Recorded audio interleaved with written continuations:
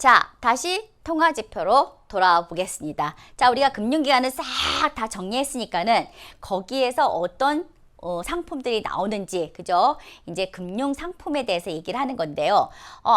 그 통화지표라는 것은 아까도 얘기했듯이 뭡니까? 우리가 통화량을 가지고 이제 얘기를 해야 되는데 어디까지 통화의 범위에 넣을 것이냐. 그래가지고 화폐의 종류가 굉장히 많잖아요. 다양하게 있는데 그걸 갖다가 이제 유동성, 기준을 유동성으로 잡아가지고 자, 유동성은 얼마나 빠르게 현금화 시킬 수 있느냐, 손실 없이, 그죠? 그래서 유동성이 높다 쭉 내려갈수록 유동성이 떨어지는 상품을 쫙쫙쫙쫙 순서대로 둡니다.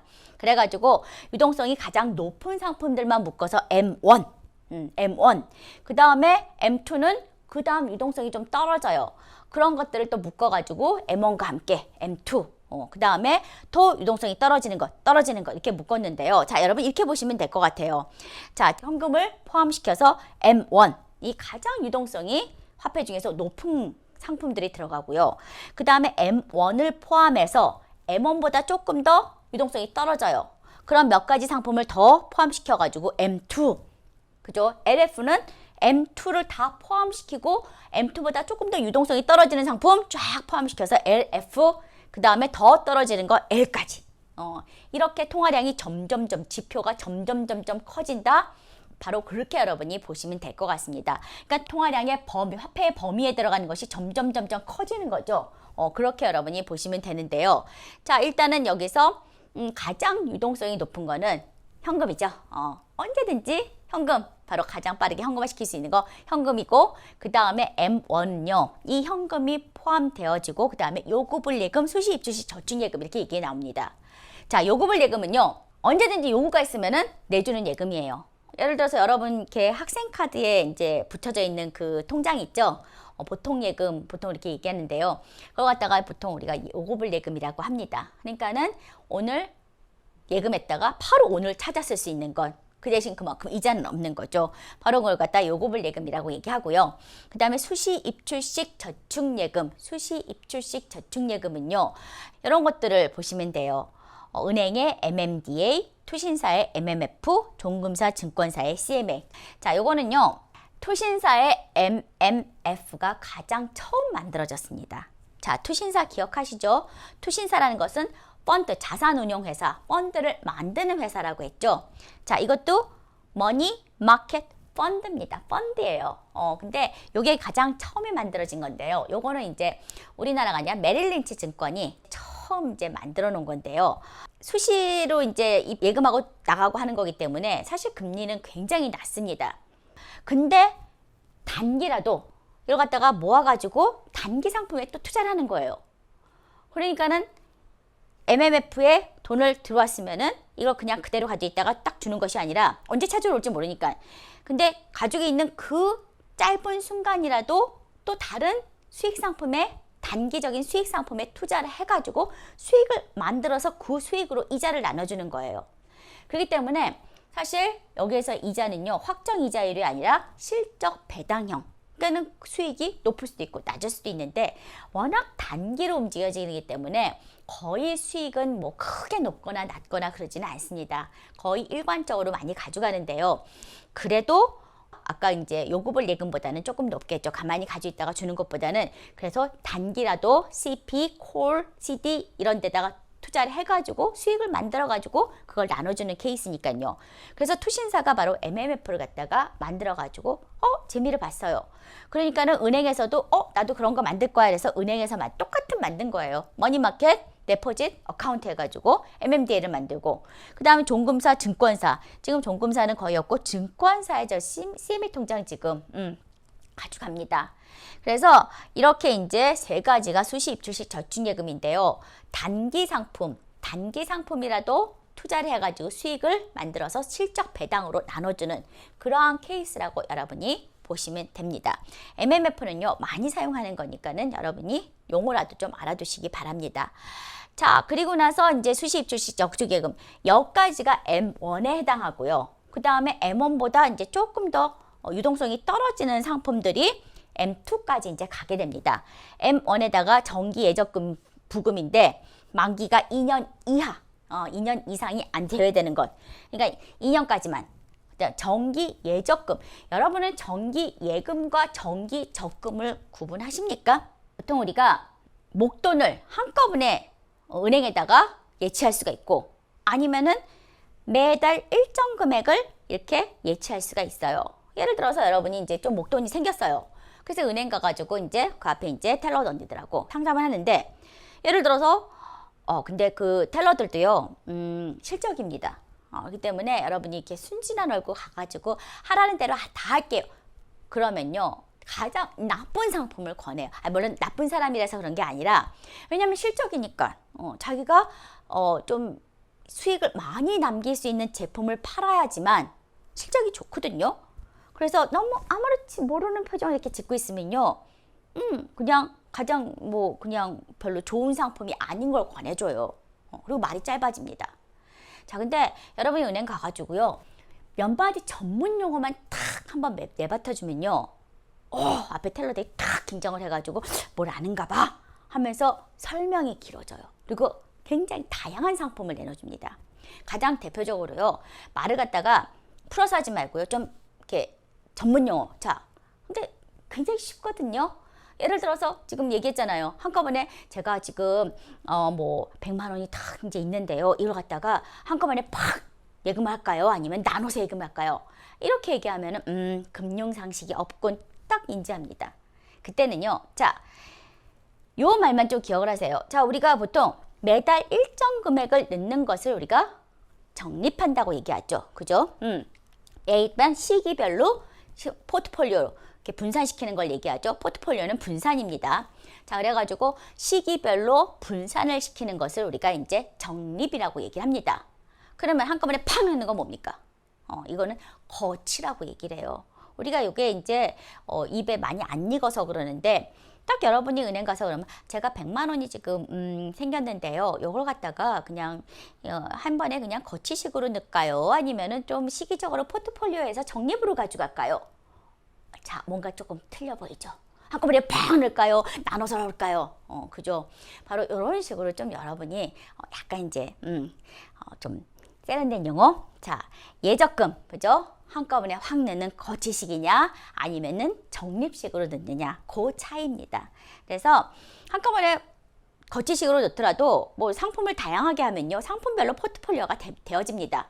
아니면은 이제 그 시기적으로 포트폴리오 하려면은 우리가 포트폴리오 분산은요 시기별로 그다음에 상품별로 두 가지로 나눠줄 수가 있어요. 시기별로 나눈 것은 적립식이고요. 상품별로 나누는 것은 우리가 거치식으로 하되 다양한 상품에 이렇게 조금씩 나눠서 넣는 거, 그죠? 그걸 갖다 포트폴리오 할 수가 있습니다. 2년 미만, 그죠? 2년 이상은 아니고.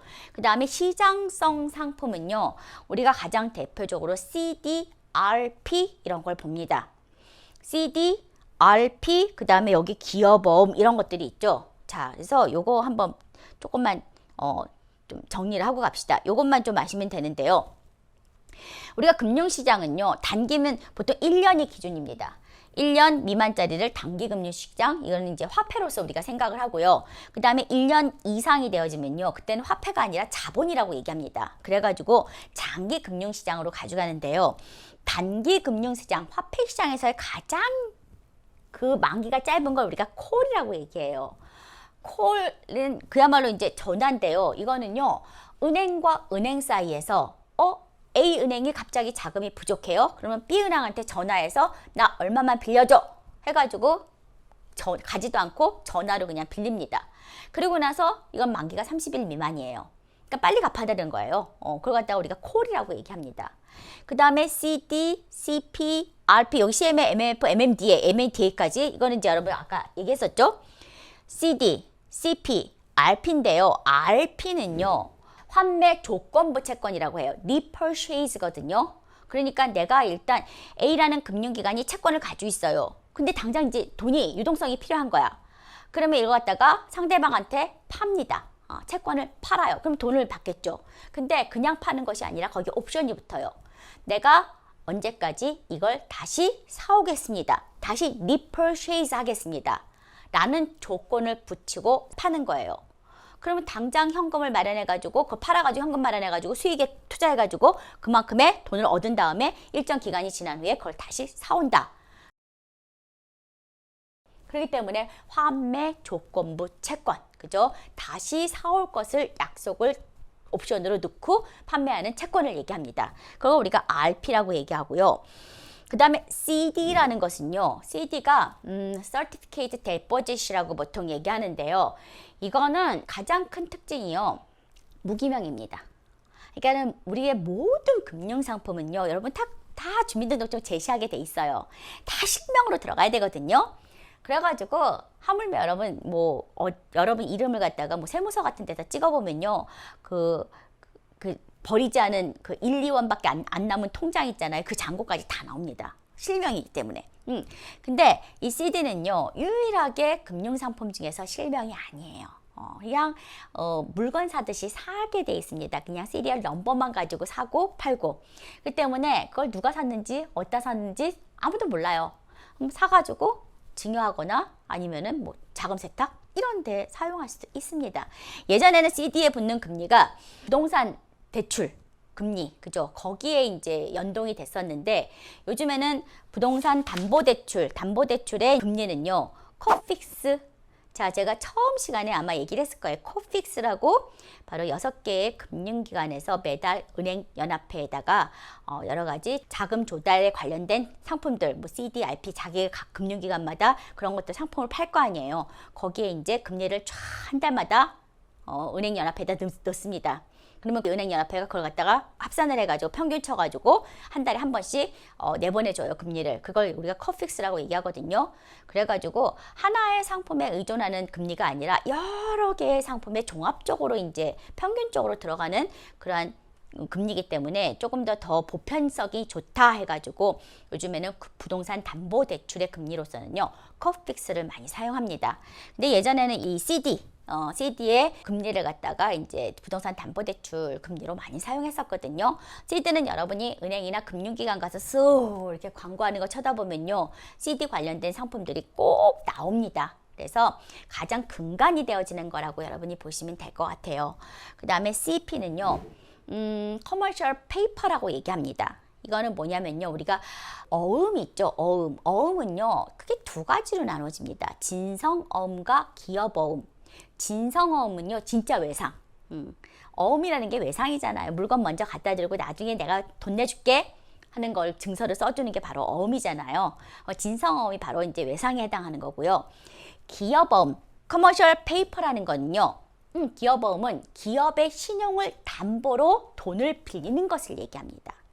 기업의 신용을 담보로, 그러니까 담보가 다른 물질적인 것이 아니라 신용을 담보로 해요. 그러면 그 기업을 뭘 믿고 돈을 빌려주느냐? 그 돈을 빌려주는 증서로 써주는 게 CP거든요. 자, 구분합니다. 채권이, 회사채라는 것은요, 보통 3년 이상입니다. 만기가 3년 이상 들어가는 거고요. 3년 미만 1년짜리 있잖아요. 이런 것들은 보통 CP라고 얘기합니다. 기업이 돈을 조달하는 방법이에요. 그러니까는 빚을 지는 거죠. 말하자면은 나 지금 돈이 필요하니까 나한테 돈 좀 빌려줘. 3년 이상짜리를 회사채, 1년 미만으로 빠르게 돌릴 때는 CP라고 얘기합니다. 기업 어음이에요. 그래서 기업의 이런 것들은요. 회사채나 바로 이 CP 같은 경우에는요. 그 기업의 신용 등급에 따라서 금리가 결정되어집니다. 그러니까 신용 등급이 좋으면은 그만큼 얘네들은 결코 이걸 갖다가 띄어먹을 회사가 아니야 하기 때문에 수익률은 어떻게 했습니까? 낮아요. 반면에 지금 막 휘청휘청거리는 데서 지금 CP를 발행한다. 그럼 여러분 사시겠습니까? 그럼 그때는 어떻게 해야 돼요? 그걸 갖다가 이자를 많이 준다고 얘기해야 되겠죠. 신용등급이 훅 떨어진 회사는 파산할 수도 있다. 그러면은 그 대신 당근을 제시해야 될 거 아니에요. 그래서 이자가 높아집니다. 바로 그런 케이스예요. 그래서 그 신용등급은 과연 어디에서 하느냐? 전문 신용평가 기관이 따로 있습니다. 그래서 우리나라는 여러 가지 한국신용평가, 한국신용정보 등이 있는데요. 해외로 외국의 가장 유명한 신용평가에서는 스탠다드 푸어, 무디스, 피치 이런 데가 있습니다. 회사 신용평가뿐만 아니라 나라의 신용평가까지도 다 해줘요. 그래가지고 각각 이제 지금 한국의 신용평가가 AAA에서 몇 단계 올라가느냐 내려가느냐 이런 거 10개 많이 하잖아요. 왜냐면 각 나라도 국채를 발행하기 때문에, 그죠? 신용 등급에 따라서 신용 등급이 떨어지면 그만큼 국채에 대한 이자가 많이 붙게 됩니다.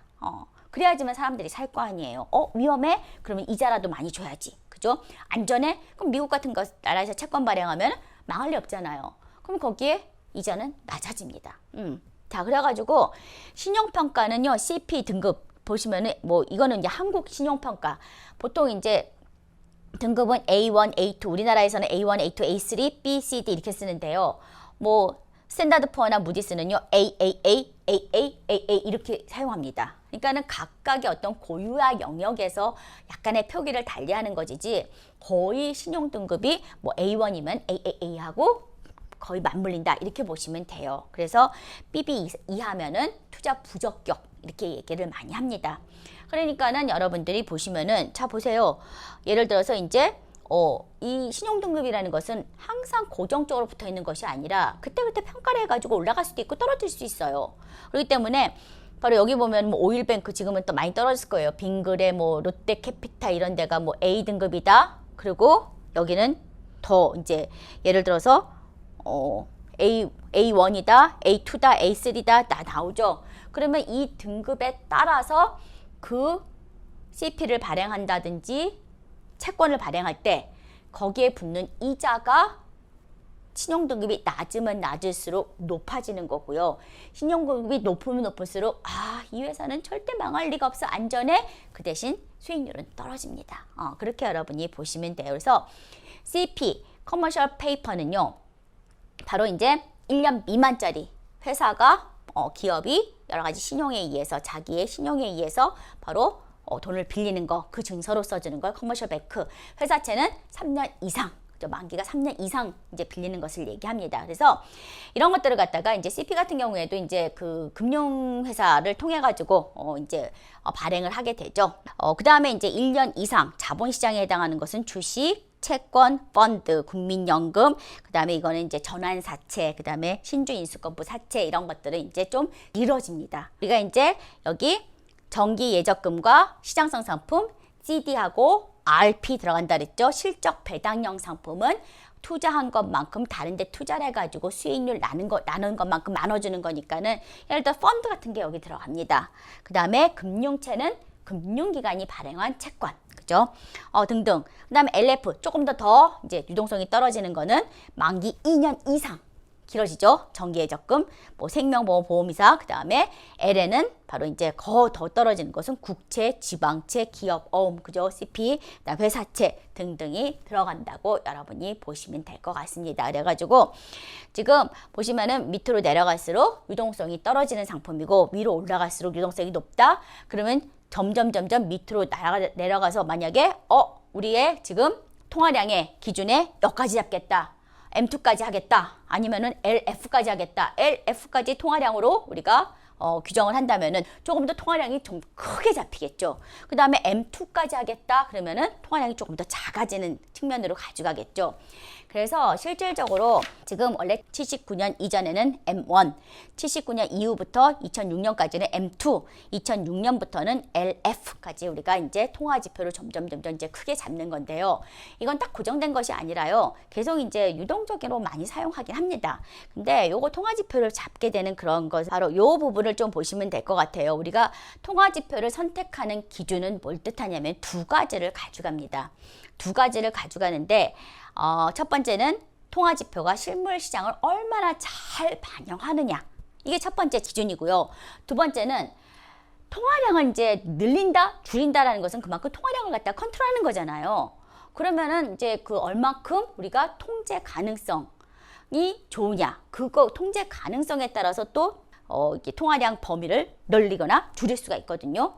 근데 이 통화지표가 실물시장을 잘 반영하기 위해서는요.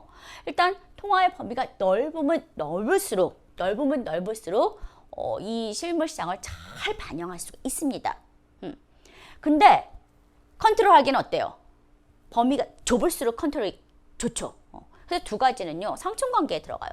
실물시장을 잘 반영하기 위해서 통화지표를 넓게 잡으면은 컨트롤하기가 좋지 않고 컨트롤을 좋게 하기 위해서 시장을 좀 작게 잡으면은 실물시장을 잘 반영하지 못하고 그런 여러 가지 이제 문제점이 들어가거든요. 그래서 두 가지를 잘 고려해가지고 상충관계에 있는 두 가지 지표를 잘 고려해가지고 우리가 약간 이제 뭐 유동적으로 통화지표를 어디까지 잘 볼 것이냐 그거 갖다가 결정하기도 합니다. 그래서 여러분이 이 정도까지는 좀 알아두시기 바랍니다.